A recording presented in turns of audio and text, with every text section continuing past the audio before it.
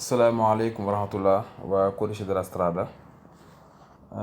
bëggoon a def benn vidéo rek ci catégorie patente yi nga xam ne ñoo am war ko tàmbale ci catégorie patente di catégorie AM.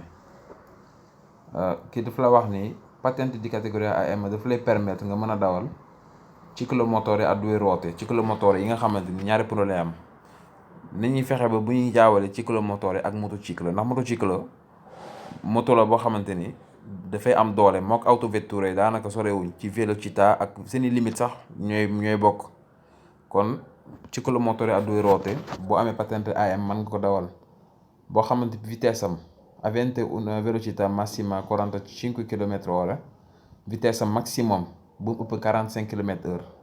bu dawee ba daw waru daw lu ëpp 45 km/h ba pare cylindre am tamit maximum bu mu ëpp 50 cm3 bu fekkee moteur thermique la thermique mooy loo xam ne di jël essence wala gasoil. puissance am warul ëpp 4 kW bu fekkente ni moteur électrique la yor waaye yooyu ay détails la mais li nga xam ne moo ëpp solo daal mooy patente AM boo ko yoree mën ngaa dawal ciclomotore boo xam ni due ruote la mën ngaa dawal tamit ciclomotore boo xam ne tre ruote la. condition yaa ngi ni boo liiree dana la wax si cilindrata bi ak velocità maximum bi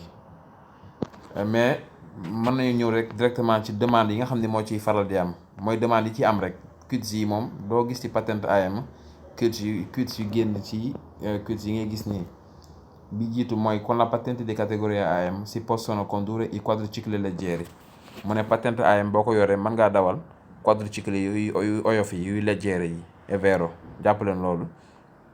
con la patente di categoria AM si possono condurre i ciclomotori a due ruote mooy li ñu doon wax léegi ciclomotori am ñaari pneu.